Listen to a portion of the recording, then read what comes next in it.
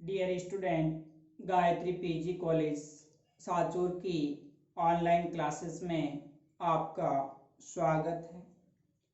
आज हम BSc part third lecture number 2 topic है मोनोसैकेराइड्स, जिसके अंतर्गत ग्लूकोज। देखिए, हमने पिछले लेक्चर में फर्स्ट के अंदर डिस्कस किया था कार्बोहाइड्रेट और उसका क्लासिफिकेशन। तो कार्बोहाइड्रेट्स क्या है? ऐसे कार्बनिक यौगिक जिनके जल अपघटन से पॉलीहाइड्रोक्सी एल्डिहाइड या पॉलीहाइड्रोक्सी कीटोन प्राप्त होते हैं, उनको कार्बोहाइड्रेट कहा जाता है। क्लासिफिकेशन हमने 3 तरीके से इनका किया था। एक तो फिजिकल प्रॉपर्टीज के आधार पर, जिसमें शुगर और नॉन शुगर। दूसरा केमिकल प्रॉपर्टीज के आधार पर, रिड्यूसिंग शुगर और नॉन रिड्यूसिंग शुगर। और तीसरा यूनिट के बेस पर, इकाइयों के आधार पर, मोनोसैकेराइड, ओलिगोसैकेराइड और पॉलीसैकेराइड की बात। तो हम सबसे पहले जो मोनोसैकेराइड्स हैं, जिसके अंतर्गत ग्लूकोज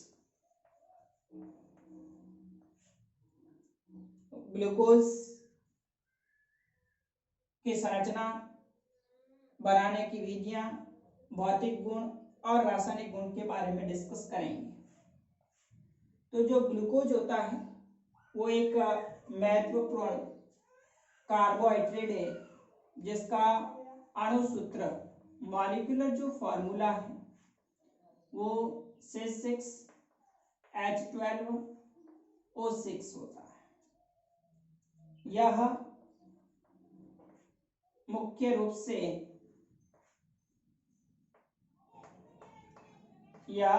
से मीठे जो फल होते हैं, मीठे फलों में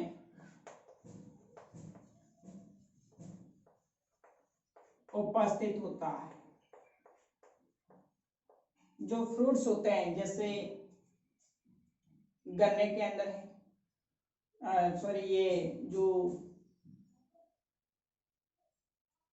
अंगूर होते हैं, तो उन अंगूर के रस के अंदर भी ग्लूकोज है वो पाया जाता है। प्रकृति के अंदर ये इसका जो डी आइसोमर्स होता है, यानी जो डी ग्लूकोज होता है,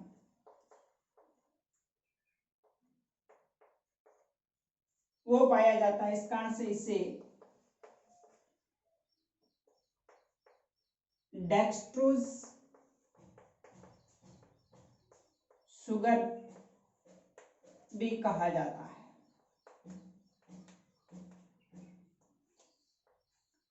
डेक्सट्रोज शर्करा कहा जाता है। प्रकृति के अंदर ये इसका जो डी समावेश होता है, डी ग्लूकोज के रूप में मिलता है। इस कारण से इसको हम डेक्सट्रोज शर्करा भी कहते हैं। इसकी जो ओपन चेन स्ट्रक्चर है,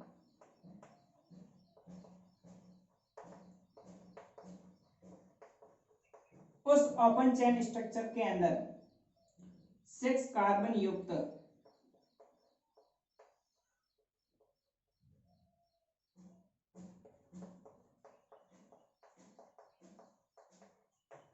श्रृंखला होती है, जिसमें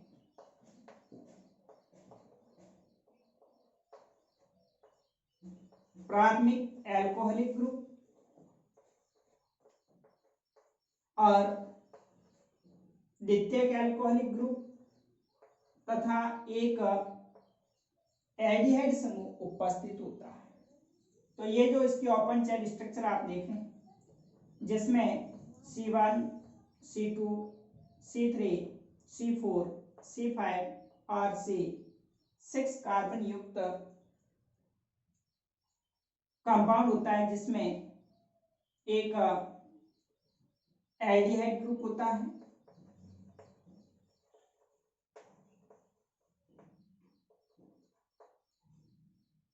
और C2, C3, C4, C5 ये 4 कार्बन युक्त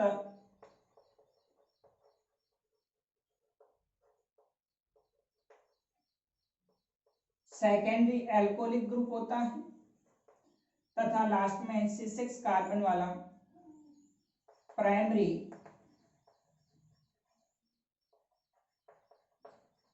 एल्कोहलिक ग्रुप होता है। तो इस प्रकार से इसकी ओपन चेन स्ट्रक्चर के अंदर एक क्रियात्मक समूह CHO एल्डिहाइड ग्रुप, 4 कार्बन युक्त सेकेंडरी एल्कोहलिक ग्रुप और एक CH2OH प्राइमरी एल्कोहलिक ग्रुप उपस्थित होता है। अब हम इसकी प्रिपरेशन की बात करें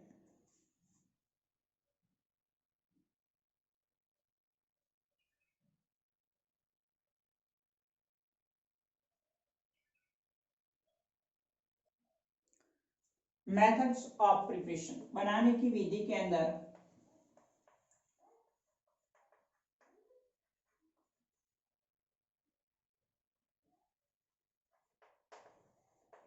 फर्स्ट मेथड है फ्रॉम कैन शुगर,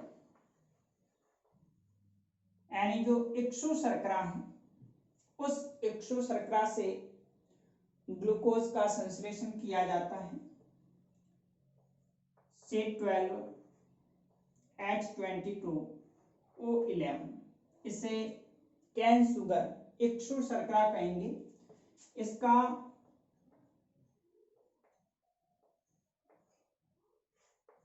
हाइड्रोलाइसिस जल अपघटन करवाते हैं डायल्यूट HCl या फिर इन्वर्टेज एंजाइम की उपस्थिति में, तो ये कैन शुगर हाइड्रोलाइज्ड होकर के C6H12O6 plus C6H12O6 glucose plus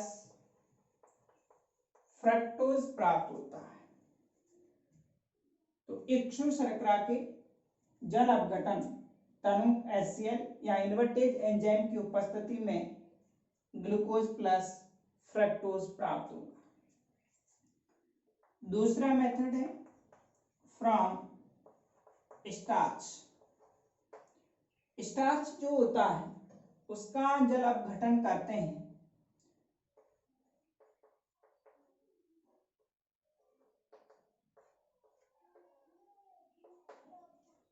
dilute HCl की उपस्थिति में,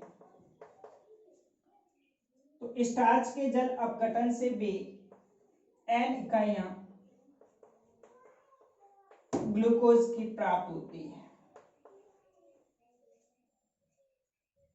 तो ग्लूकोज बनाने की दो मेथड है, पहला कैन शुगर का डायल्यूट HCl या इन्वर्टेज एंजाइम की उपस्थिति में जल अपघटन से, और दूसरा जो स्टार्च होता है उसका डायल्यूट HCl की उपस्थिति में या डाइस्टेज जो एंजाइम होता है उसकी उपस्थिति में हाइड्रोलाइसिस करेंगे, तो ये स्टार्च जल अपघटित होकर के N इकाइयां ग्लूकोज की प्राप्त होती है।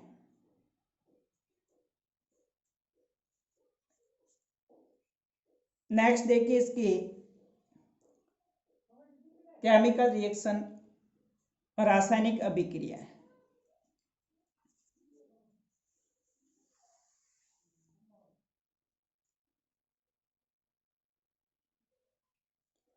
नेक्स्ट इसकी जो केमिकल रिएक्शंस रासायनिक अभिक्रिया के अंतर्गत सबसे पहले बात करते हैं इसके रिडक्शन अपचयन की। तो ग्लूकोज होता है उसका उत्प्रेरकीय हाइड्रोजनीकरण यानी अपचयन अभिक्रिया करवाते हैं, जैसे निकल उत्प्रेरक की उपस्थिति में इसका अपचयन करवाते हैं।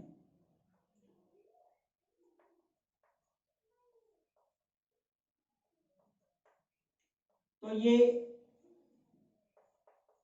निकल उत्प्रेरक की उपस्थिति में अपचयन द्वारा सार्बिटोल बनाता है।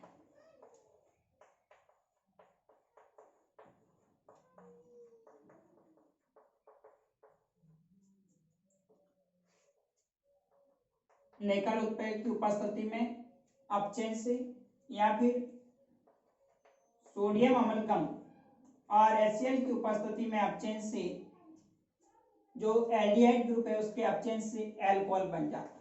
CH2OH सी ओ एच का ऑल 4 CH2OH।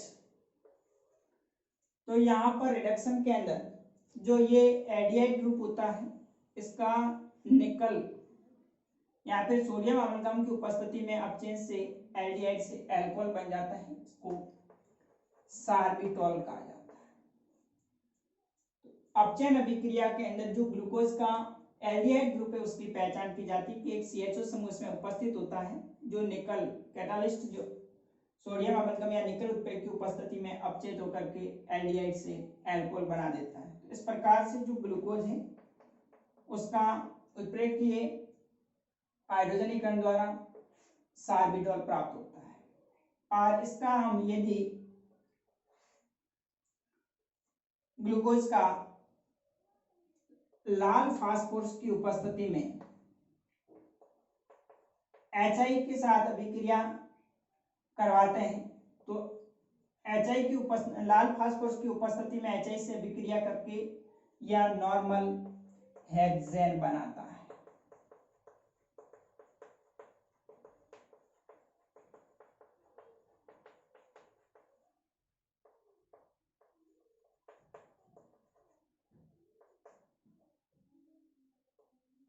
यानी लाल फास्फोरस की उपस्थिति में इसके अपचयन से 6 कार्बन युक्त नॉर्मल हेक्सेन बनती CH3 CH2 CH2 CH2 CH2 CH3 plus इसमें से 7I2 molecule plus H2O molecule remove हो जाएंगे। तो यहाँ पर जो HI है हाइड्रोजन आयोडाइड की उपस्थिति में अपचयन से नॉर्मल हेक्सेन बनती है। कभी कभी सवाल पूछा जाता है कि जब ग्लूकोज का लाल फास्फोरस की उपस्थिति में HI से बताइए क्या उत्पाद बनता है, तो इसमें नॉर्मल हेक्सेन बनेगी और निकल उत्प्रेरक की उपस्थिति में या सोडियम अमलगम की उपस्थिति में अपचयन से सार्बिटॉल बनता है। लाल फास्फोरस जो HI से अभिक्रिया करवाते हैं तो इसका मतलब जो ग्लूकोज होता है उसके अंदर एल्डिहाइड प्राइमरी और सेकेंडरी जो ग्रुप होते हैं सभी टूट करके normal hexane plus iodine plus H2O बनाएंगे। नेक्स्ट अगली अभिक्रिया है nucleophilic addition reaction.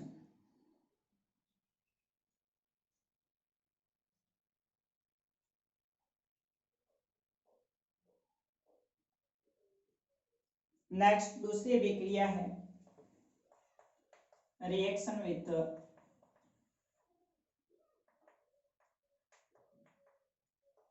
HCN and NH2OH। Hydrogen cyanide और हाइड्रोक्सिल एमीन के साथ में अभिक्रिया ग्लूकोज की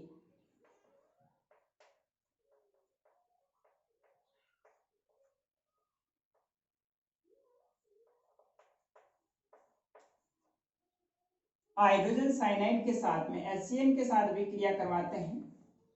ये एक न्यूक्लियोफिलिक एडिशन रिएक्शन नाभिक सनी योगात्मक अभिक्रिया होती है। यहाँ से बॉन्ड क्लीवेज होगा, H+ आयन बनेगा, Cn माइनस जो न्यूक्लियोफाइल है साइनाइड माइनस में, इस न्यूक्लियोफाइल का एल्डिहाइड के कार्बोनिल कार्बन पर अटैक होता है और H+ आयन ऑक्सीजन के साथ जुड़ करके OH बना देता है। इस प्रकार से HCCnOH CHOH का होल 4 CH2OH ग्लूकोज साइनोहाइड्रिन बनती है।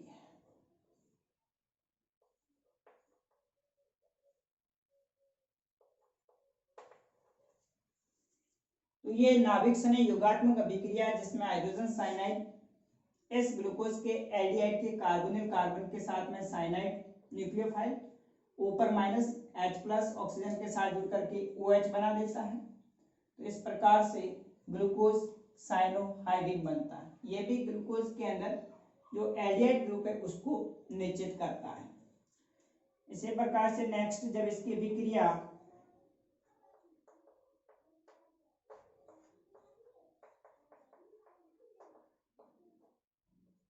हाइड्रोक्सिल एमीन NH2OH के साथ में करवाते हैं। जो ग्लूकोज है इसकी अभिक्रिया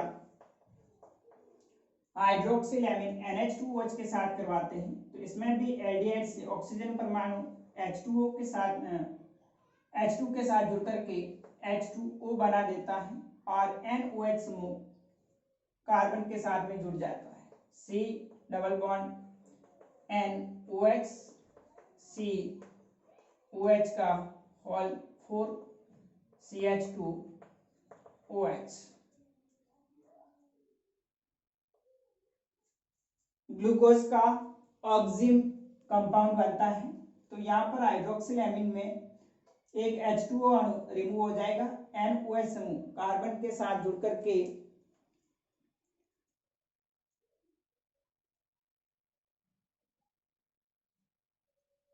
ग्लूकोज का ऑक्सिम प्राप्त होता है, जिसको ग्लूकोऑक्सिम कहा जाता है।